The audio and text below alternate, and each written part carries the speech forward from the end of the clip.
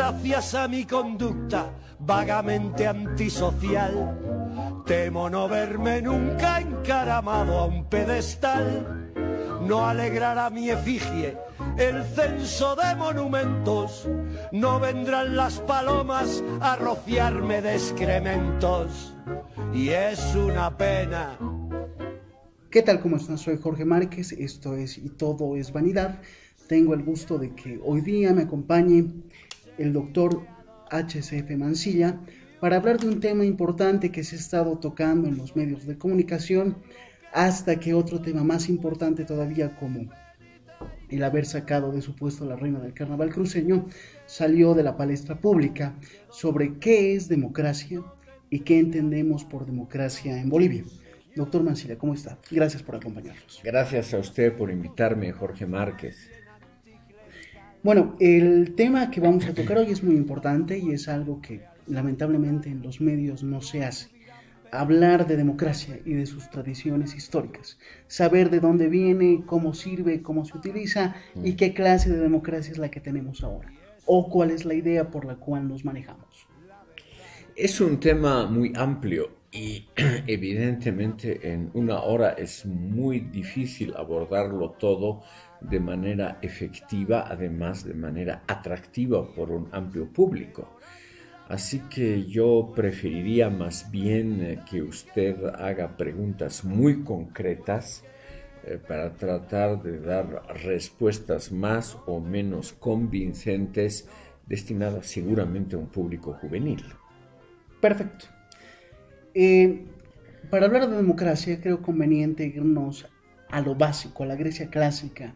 No sé si necesariamente empezar a hablar desde los relatos donde Heródoto nos narra el conflicto que hay entre Otanes, Darío y compañía, sobre empezar a defender cuál es la mejor forma de gobierno que debería tener el imperio persa. Sin embargo, creo que hablando sobre Platón, entre categorías buenas y malas de gobierno, incluso el aporte de Aristóteles sobre la democracia y sus categorías puras y las corruptas serían una gran base, no solamente para gran parte de nuestra audiencia, sino que posiblemente para asesores políticos, incluso nuestros mismísimos parlamentarios y demás altos cargos que hay dentro del país, porque está muy de moda hablar de democracia, repostulación, reelecciones y estos demás cambios que parece que lo hacen casi de memoria, sin saber de dónde viene el término. ¿Es usted demasiado optimista al pensar que nuestros políticos y sus asesores tengan interés por cuestiones intelectuales y menos aún por cuestiones históricas? Les ha ido muy bien con otro tipo de conocimientos que son, por ejemplo, la astucia práctica, el conocer los códigos inmediatos de comportamiento y naturalmente el vislumbrar qué es lo que quiere escuchar la población. Esas son las cosas importantes para un político. Pero ya en la Grecia clásica se ha debatido acerca de un punto central y con eso enlazamos con lo que usted ha mencionado. La astucia tiene evidentemente su enorme valor. Sería una estupidez el negarlo. El político que sabe moverse entre los entresijos del poder, el que domina los datos de la coyuntura del día, es un hombre que puede tener un gran éxito a corto plazo. El problema que ya se lo vio en la Grecia clásica es que ese mismo político no puede darse cuenta de la totalidad de los problemas a largo plazo. Por ejemplo, aquí tenemos yo diría un debate relativamente importante entre los que piensan a muy corto plazo en el desarrollo industrial del país, por ejemplo, forzando el extractivismo, y los que piensan a muy largo plazo, es decir, los que piensan también en sus hijos y nietos, y en la clase de país, sociedad, naturaleza que vamos a dejar a generaciones futuras.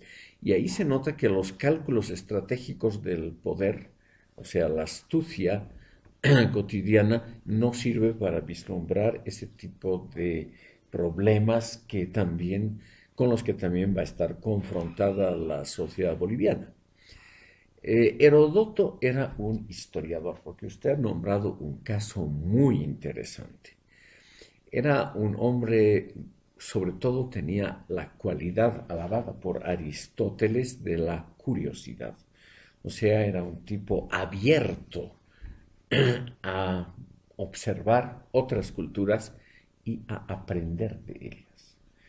De todas maneras, él vio que había una enorme diferencia en lo que respecta a la organización política entre el mundo oriental y el mundo griego. Y en ese momento el imperio persa era de lejos, estamos hablando del siglo V, IV antes de Cristo, el imperio persa de lejos dominaba una gran parte del mundo conocido, desde Egipto hasta el Asia Central. Y Heródoto notó que los griegos tenían una sola ventaja importante, que era el uso extensivo y público de la razón. Y eso se consigue, por ejemplo, en el plano político, por medio de una democracia donde se pueda discutir libremente alternativas muy variadas, en lugar de que sea una sola persona, el rey de reyes en Persia, el emperador, el que tome todas las decisiones y toda la masa de funcionarios públicos, soldados, la población entera, crea que la opinión y la decisión del gran caudillo, del emperador, es la palabra de Dios. Y como sabemos, esas decisiones de los grandes líderes pueden estar a menudo equivocadas.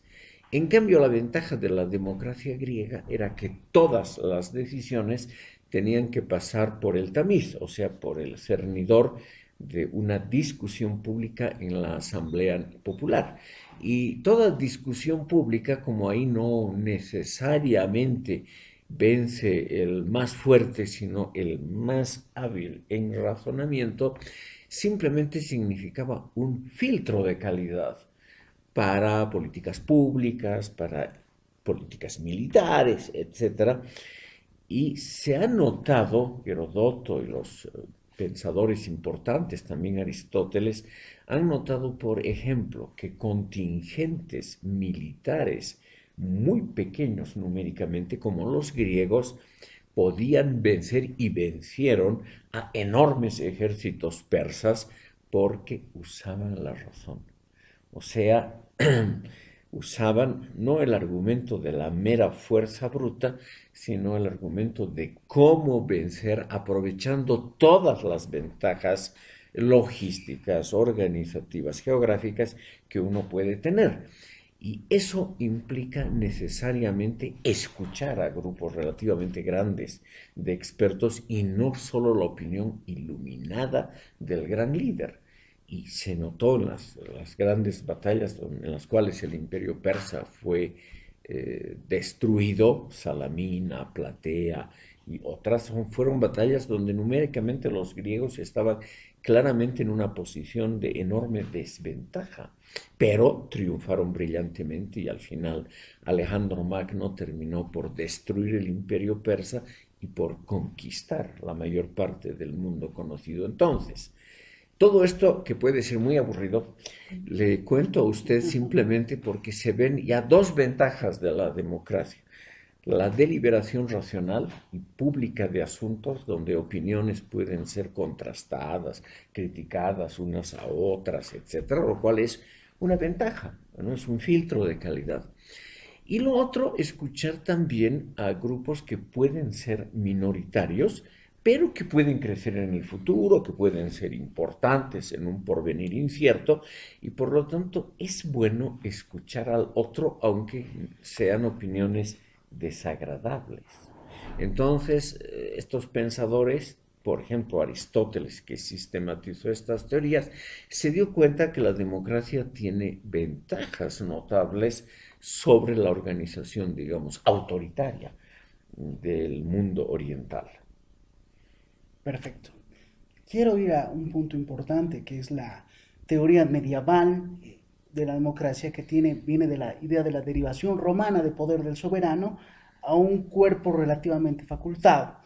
Estas ideas son tomadas posteriormente para ya en la creación de las repúblicas abrir la puerta hacia las democracias liberales, que es la que se supone que vivimos actualmente. Creo que grandes ejemplos de democracias liberales, podemos mencionar Inglaterra y el trabajo del Parlamento inglés, no, Parlamento británico, para hablar con mayor propiedad, es, creo, uno de los parlamentos más democráticos posibles. De lo poco que he podido ver del trabajo que hacen, es el debatir es una parte importante dentro de su trabajo. Es más, tienen un moderador que es el speaker, que trata de tener ese trabajo neutral y aparte dar la palabra a los contendientes. Bajo la idea de democracia liberal, ¿qué es lo que podemos rescatar? Porque ya estamos hablando de democracia de masas. En el tiempo de los clásicos, de los griegos, estamos hablando que participaban todos aquellos que eran ciudadanos de polis relativamente pequeñas, donde los ciudadanos no pasaban de los 300 a 500, no votaban las mujeres, tenían esclavos, etcétera, etcétera, etcétera. ¿Cuál es el paradigma y el problema que abre la democracia de masas? Evidentemente, en la vilipendiada Edad Media se dieron muchos desarrollos que nos tocan directamente hoy y que recién hoy estamos reconociendo la importancia política de la institucionalidad medieval. En la Edad Media se han creado las universidades. En la Edad Media crecieron las ciudades libres, sobre todo en el centro de Europa, cuyo aporte a la institucionalidad política en general ha sido bastante notable. Y también en la Edad Media se construyen los primeros sistemas parlamentarios del mundo. Y el más famoso, simplemente por su enorme continuidad, es el Parlamento inglés. Todavía no había la Gran Bretaña. En 1215 se reúne por primera vez un grupo de nobles y de burgueses, constituyen un órgano permanente, no solamente de consejo de asesoramiento al rey, sino también es un grupo que tiene un poder decisorio al principio, por ejemplo, sobre impuestos. Todavía hoy en Gran Bretaña no puede haber ningún impuesto que no haya pasado por el filtro parlamentario. Y ese parlamento es notable, entre otras cosas, porque es elegido cada cierto tiempo, obviamente en la Edad Media por grupos bastante restringidos, que poco a poco se van ensanchando, o sea, se va ampliando la base electoral, y luego este parlamento va adquiriendo competencias cada vez mayores, o sea, no solamente decide la cuestión de tributos e impuestos, sino que va haciendo depender, por ejemplo, políticas públicas, la política exterior, las guerras, va haciendo depender de que el rey apoye o no algunos tipos de políticas públicas internas. Y solo en ese caso el Parlamento concede los subsidios, por ejemplo, para las guerras, que era una especie de algo que solamente era competencia de la corona. El Parlamento inglés, que es, digamos, el más estudiado, aunque no es el único en la Edad Media, va acercándose muy lentamente a lo que usted llama la sociedad de masas. Es un proceso que toma siglos. Y lo más interesante en el caso británico es probablemente el hecho de que poco a poco ese Parlamento va recortando los poderes de la corona.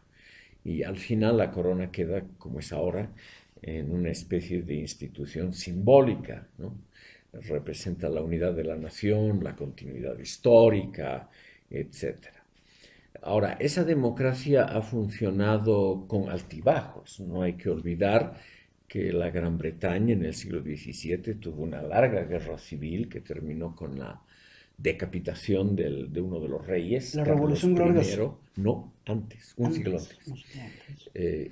Carlos I terminó en el cadalso y en la Gran Bretaña en el siglo XVII hubo una república manejada por Oliver Cromwell. Entonces es un país que ha tenido muchas experiencias que no son muy conocidas, pero que son extremadamente interesantes para politólogos, porque ahí se va construyendo el andamiaje del Estado moderno. Al mismo tiempo, poco a poco, el Poder Judicial se independiza de los otros dos y adquiere una cierta autonomía, y es una autonomía que conviene a los litigantes.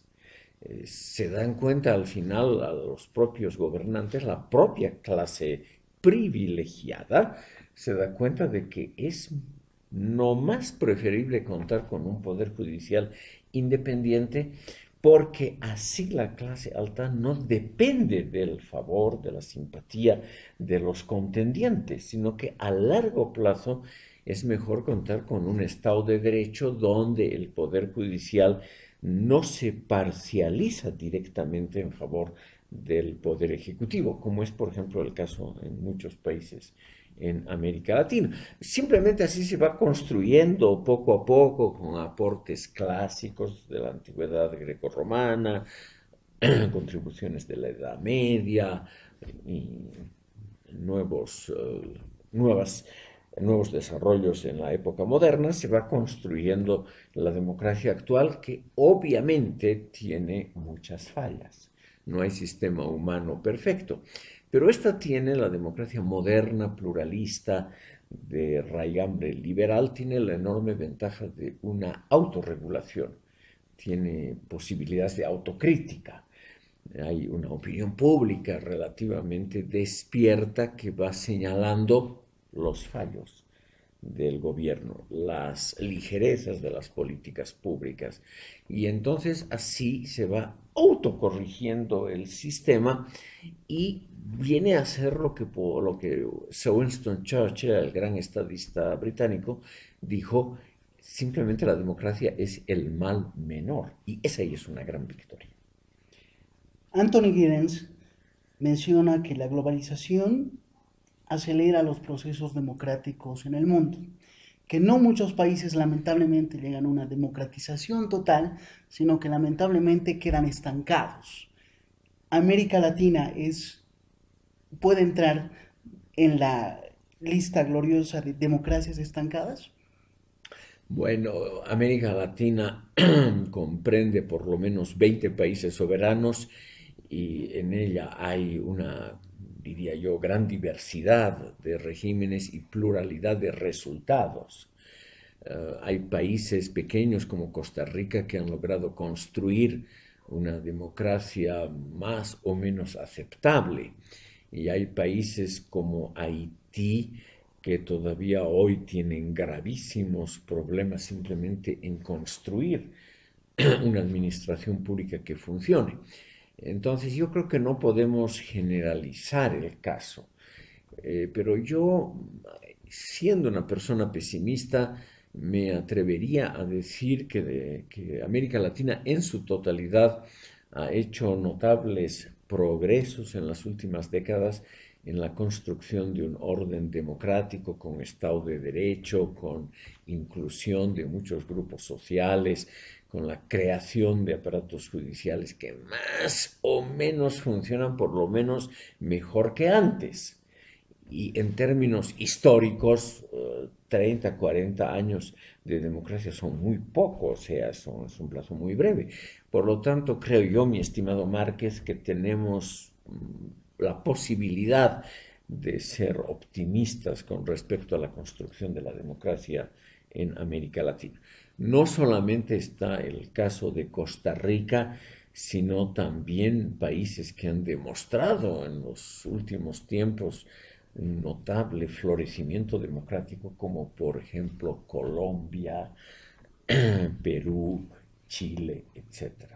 Para no hablar de los mayores como Brasil, que pese a todo, a los gigantescos efectos de la corrupción y todo, no hay duda de que es un país, digámoslo muy brevemente, más democrático y más justo que hace 50 años. Perfecto. Quiero ingresar a lo que es Bolivia. Hace un par de días se recordaban 33 años de democracia ininterrumpida. 33 años que No hay muchos grandes cambios en el aparato institucional, grandes discursos de los líderes desde que la democracia se ha hecho un ejercicio ya cotidiano, y de la importancia de la cultura política. En una de sus obras menciona que ciertos hábitos nuestros son temporales. Sin embargo, cuando habla de estos hábitos o malas costumbres, vienen básicamente desde la época de la colonia. O de antes. O de antes. Es cambiar estos hábitos en 33 años de democracia para un futuro, para ser un poquito más institucionales y demás. ¿Es una tarea complicada o es fácil? Es una tarea extremadamente complicada y lenta. Existe lo que en sociología se llama la inercia cultural. Los seres humanos adoptamos mucho más fácilmente inventos técnicos, bélicos, con una rapidez muy grande, y nos resistimos a aceptar, por ejemplo, conveniencias éticas, modelos políticos que vienen de la misma tradición cultural que ha inventado los progresos técnicos. Para aclarar este tema altamente complejo y difícil, quiero mencionar un ejemplo muy simple. Los talibanes en Afganistán luchan, por ejemplo, contra el imperialismo occidental, contra las fuerzas norteamericanas en el país, etc.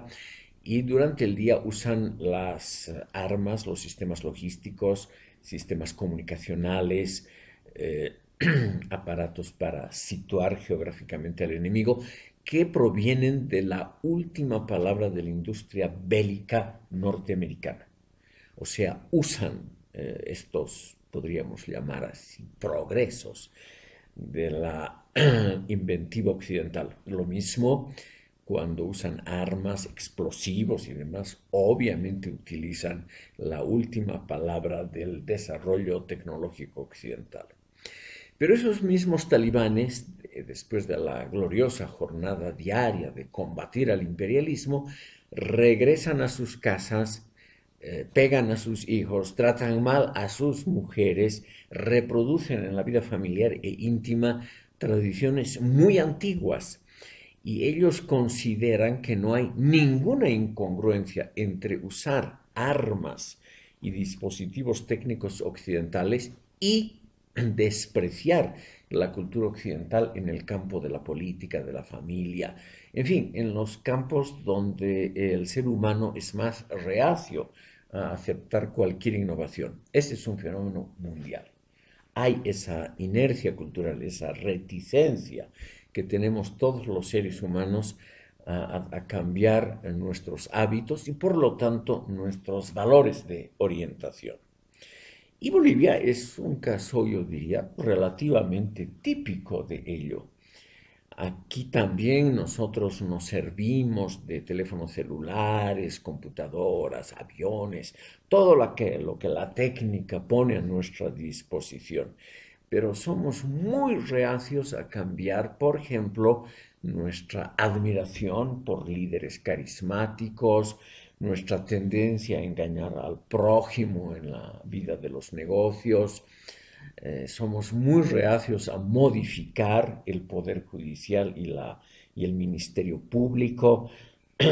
Estas dos instituciones, por ejemplo, han variado muy, muy poco desde la era colonial.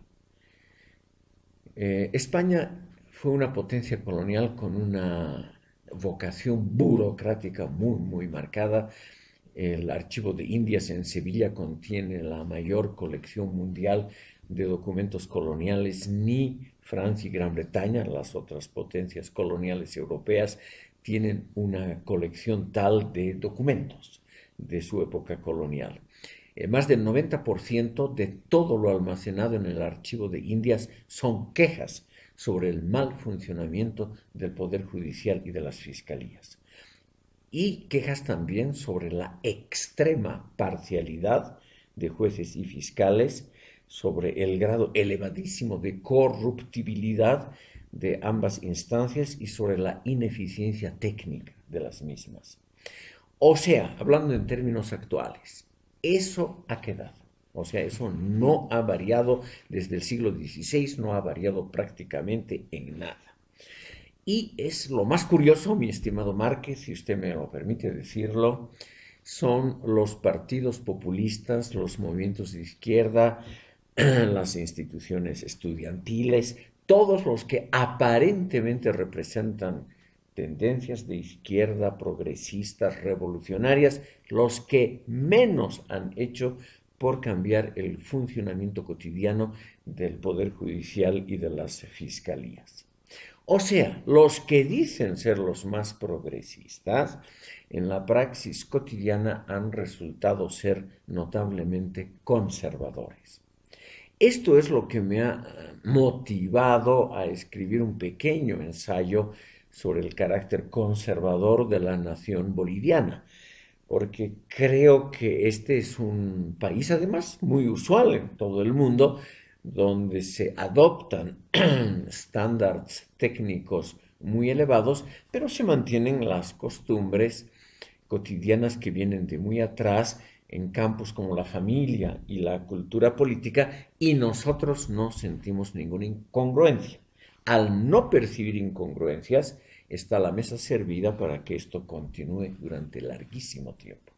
El hecho de que ningún partido populista, izquierdista, revolucionario, marxista que proliferan en este país jamás haya intentado modificar, por ejemplo, el funcionamiento cotidiano del Poder Judicial, o que nunca se haya modificado el carácter memorístico anti-investigativo de las universidades bolivianas, eso significa que la cultura política conservadora está profundamente arraigada en todos los grupos étnicos del país, sin ninguna diferencia geográfica, y que también está muy arraigada en todos los grupos políticos, en todas las tendencias ideológicas que tiene el país. Y por lo tanto puede durar mucho tiempo.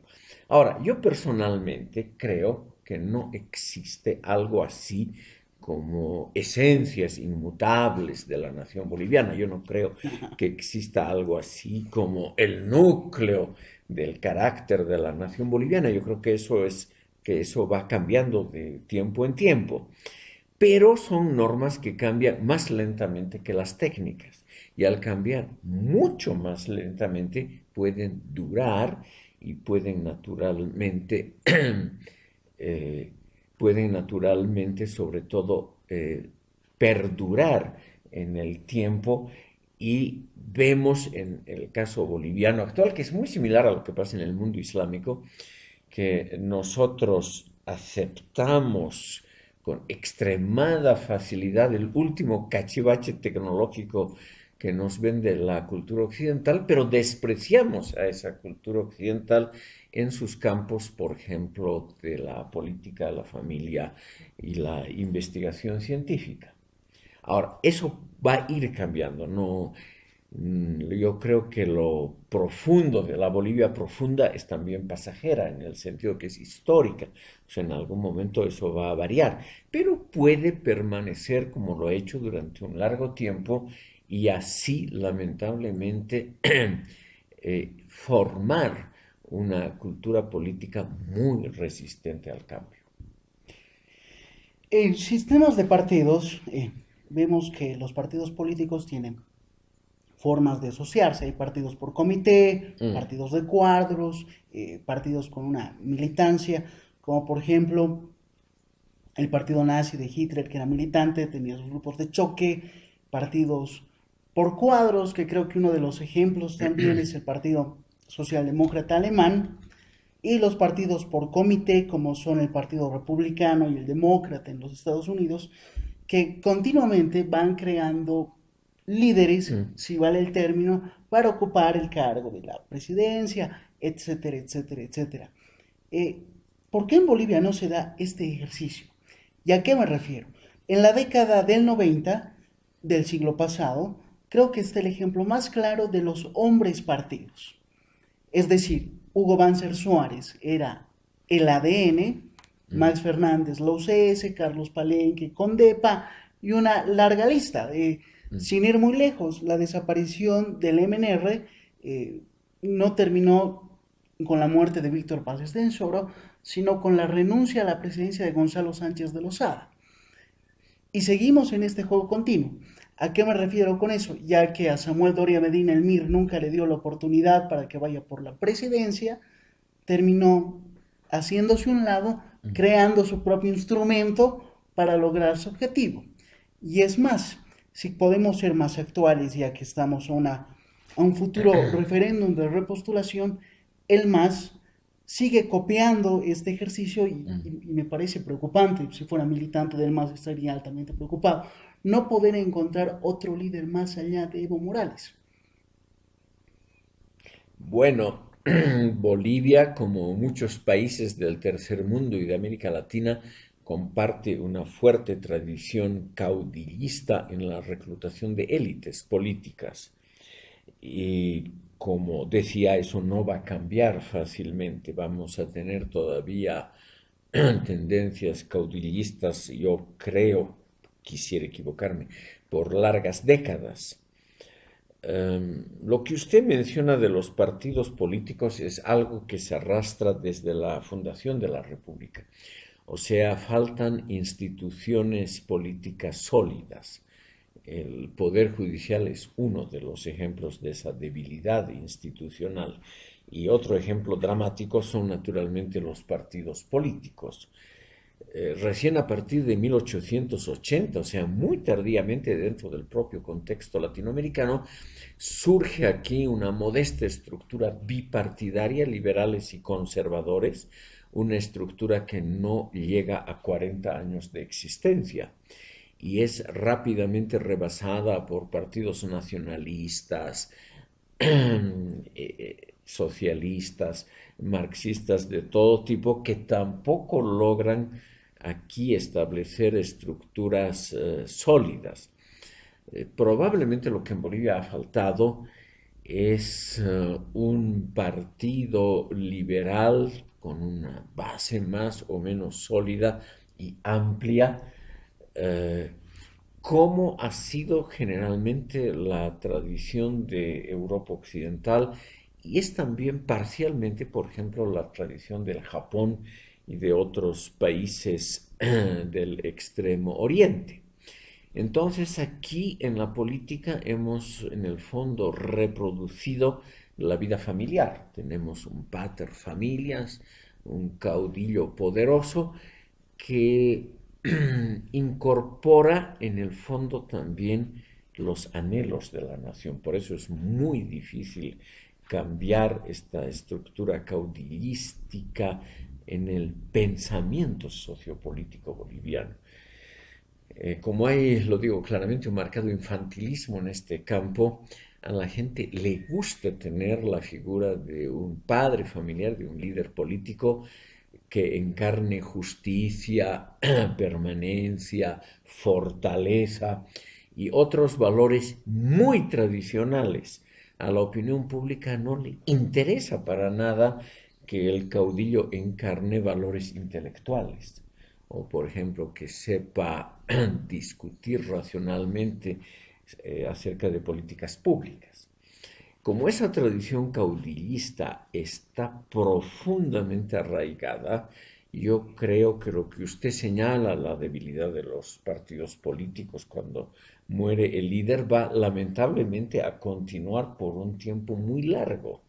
Y contra eso, Márquez, no hay ninguna receta clara. O sea, no hay ninguna estrategia clara para superar ese estado de cosas en la cultura política boliviana. Algo que me parece importante es el papel que tienen los pensadores, los intelectuales. Sin embargo, muchos de los más interesantes han quedado lamentablemente en el olvido y es una lista creo que larga, empezando por Gabriel René Moreno, que incluso en su momento fue declarado traidor a la patria cuando llegó a Bolivia con el documento de las bases chilenas, ¿no? En plena guerra del Pacífico, donde se suponía que Bolivia iba a estar al lado del Perú el tiempo que sea necesario y prudente. Cuando vimos el momento adecuado, estuvimos un año en guerra y de ahí dejamos a nuestro Sí, aliado. aliado a que las pase negras durante Sí, 3 años más con un ejército chileno que ha llegado hasta Lima.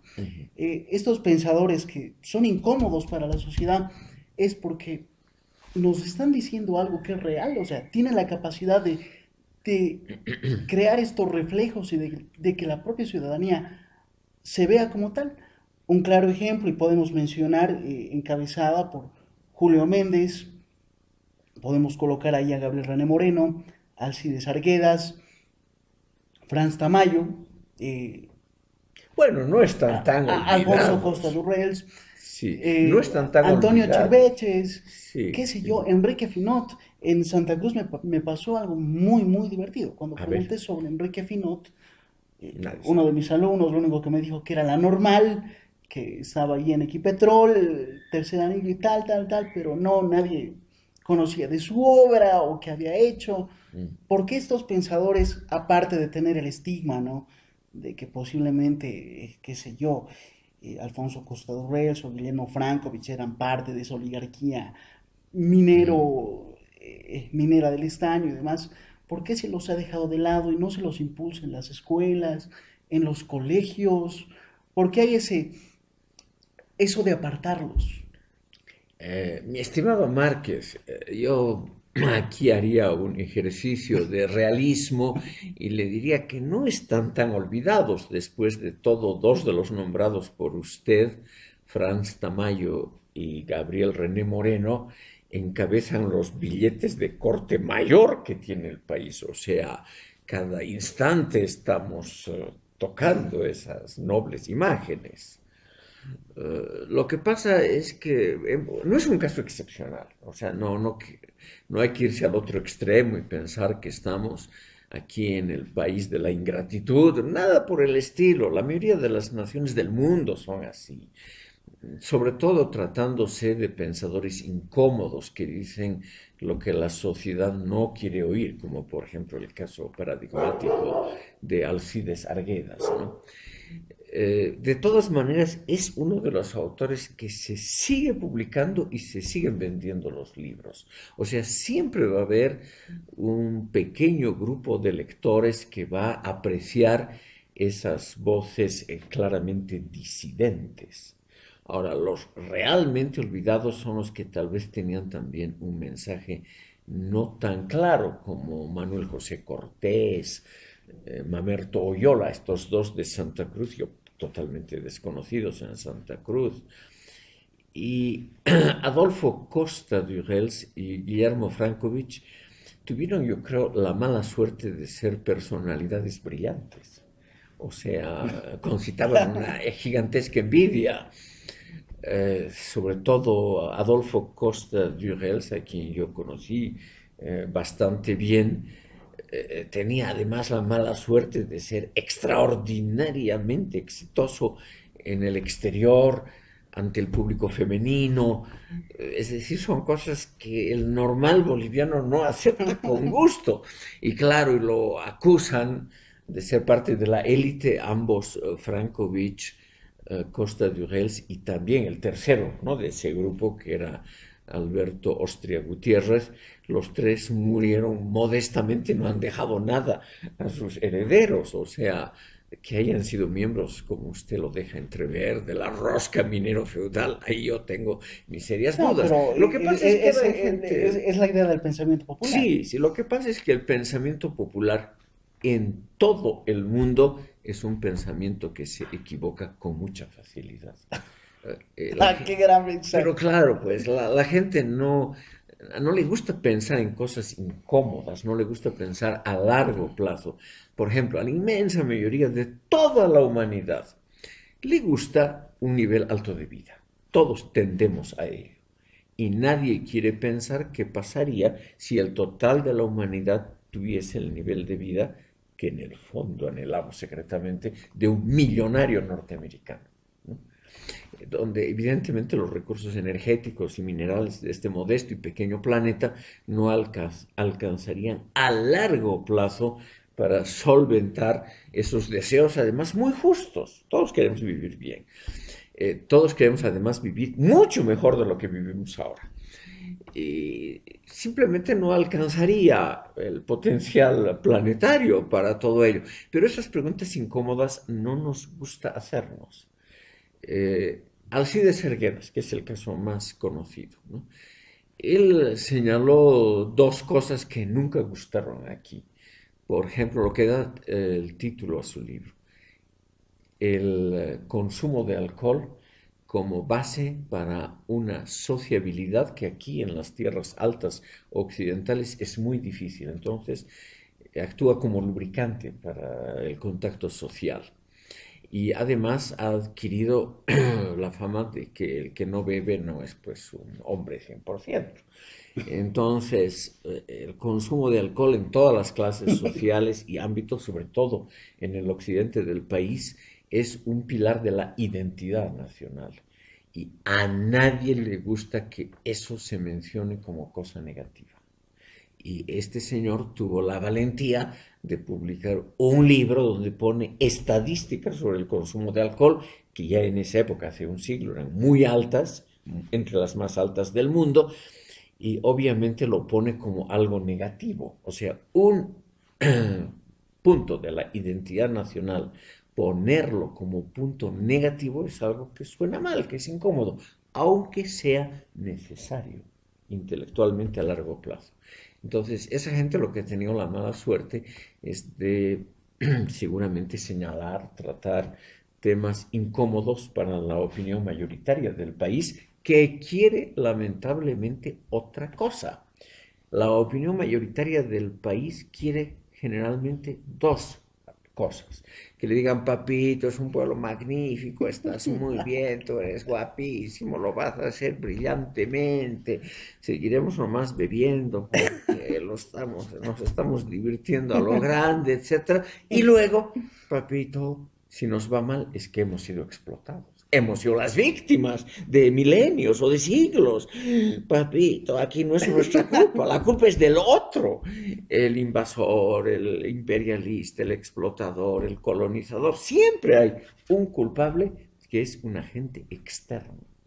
Gabriel René Moreno ya mostró que todavía en la época colonial, o sea, todavía bajo el dominio de España, aquí había un fuerte sentimiento nacionalista y la mayoría de la gente culta en los últimos días coloniales pensaba que el mundo entero estaba afilando sus garras para apoderarse de las riquezas sin par del Alto Perú. Lo cual naturalmente no tiene nada que ver con la realidad histórica, pero sirve para crear una mentalidad muy extendida, basada, como en la mayoría de los países del mundo, basada en datos erróneos. Y eso, mi estimado Márquez, es muy difícil, no imposible, pero es muy difícil de modificar. ¿Qué tan importante es la cultura para llevarnos al desencanto de nosotros mismos? Bueno, yo invertiría la cosa, yo diría que el desencanto es un buen camino para el conocimiento, ¿no? En el Génesis bíblico, el deseo de conocer es la transgresión de una orden divina. Dios prohíbe a nuestros antepasados en el paraíso probar del árbol del bien y del mal, que es el árbol del conocimiento. Entonces, esa transgresión trae consigo la expulsión del paraíso, pero eso permite a los seres humanos conocer por su cuenta, o sea, usar el cerebro autónomamente. Esa operación de desencanto es necesaria para conocer. La ciencia ha avanzado no porque le hayan dicho al científico tú estás en lo correcto, sino porque le han mostrado errores que ha podido tener la ciencia en su larga historia. Pero a nadie le gusta que le digan que uno esté equivocado, aunque es absolutamente necesario para pasar del infantilismo a la etapa de la madurez. El desencanto es necesario, pero es traumático. contra eso no hay una estrategia clara. Porque quiero tocar el tema de la cultura, ya que por lo que he podido ver en medios de prensa, en España y en grandes sectores de Europa, se está dejando de lado materias tanto en colegio como en universidades que las considero importantes, que tienen que ver con filosofía, literatura, que parece una tendencia nueva ya que se supone que no dan el capital suficiente como para vivir, pero al parecer dejar de lado estas carreras y demás no es algo tan nuevo. Buscando por ahí encontré un discurso del gran Víctor Hugo en la Asamblea Nacional de Francia, donde menciona el peligro de que el Estado francés quite los subsidios a las ciencias humanas, las artes, la filosofía, la pintura, la música, etcétera, etcétera, y también deje de subvencionar a las ciencias sociales. Hay una crisis dentro de las ciencias humanas y las ciencias sociales porque en un mundo que está acostumbrado a gastar, uno dice un filósofo, ahorita no sé si me es tan rentable estudiar filosofía, sí. O de qué voy a vivir, o no sé, ¿por qué se están dejando de lado? Cuando temas como la filosofía te ponen a pensar incluso sobre tu futuro. ¿No? Es una de las materias a mí troncales hasta en colegio, porque te ayudan a pensar. Es un fenómeno universal, no pasa solamente aquí o en América Latina. En todo el mundo siempre ha habido desprecio por aquellos pensadores y aquellas experiencias culturales que signifiquen poner en duda las convicciones profundas que tiene una sociedad. No por casualidad, Sócrates fue condenado a muerte y ejecutado en 399 a.C. por una asamblea democrática después de la restauración de la democracia en Atenas. Esa, digamos, actitud de la mayoría de los humanos a tratar de tapar lo desagradable es algo que está muy profundamente en nuestro subconsciente. Eso no va a variar. Por lo tanto, yo creo que siempre ha habido simultáneamente el desprecio, el desdén, el miedo a los intelectuales, a los que dicen lo que el público no quiere oír, siempre ha habido, pero simultáneamente, y esta es una pequeña esperanza, siempre se han mantenido esas disciplinas. En la Edad Media, nuestros antepasados intelectuales eran los monjes, y estos señores con enormes dificultades económicas y logísticas han salvado un gran tesoro cultural y con una labor muy sacrificada han servido, yo creo, a la preservación de lo mejor del patrimonio antiguo. Entonces, mi estimado Márquez, yo creo que no hay que ver eso tan negativamente. Siempre ha habido una tendencia a menospreciar estas materias, pero yo creo que estas asignaturas escolares, mal que bien, se han mantenido. Y es una cosa que va de derecha a izquierda, no es algo exclusivamente típico de países capitalistas o algo así. Es muy conocido, por ejemplo, el caso del presidente francés Nicolas Sarkozy, quien visitó una escuela pública francesa y tuvo la mala suerte de visitar el día en que había una clase de literatura clásica. Y Sarkozy, que obviamente tuvo que escuchar una parte de la clase, se molestó muchísimo, interrumpió la clase, increpó a la pobre maestra y dijo, en lugar de leer obras clásicas del siglo XVII, estos chicos jóvenes deberían aprender a hacer negocios, emprendimientos comerciales, nada de perder el tiempo con literatura.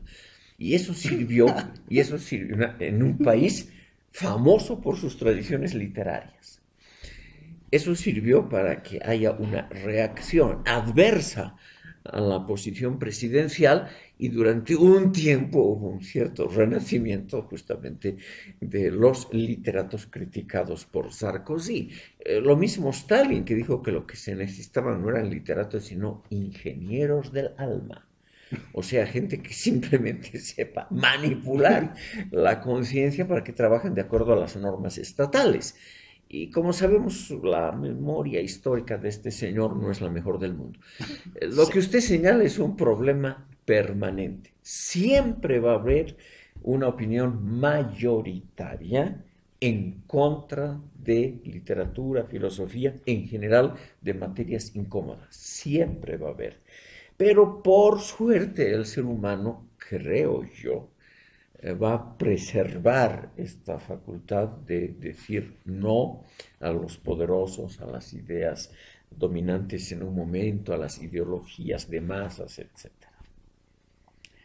Para terminar, ¿qué piensa del futuro de Bolivia? Bueno, usted sabe que hacer cálculos sobre el futuro es una de las cosas más arriesgadas y como yo mismo me he equivocado en ese campo, prefiero no hablar del futuro. Sí, bueno. Ha sido un gusto que nos acompañen el día de hoy.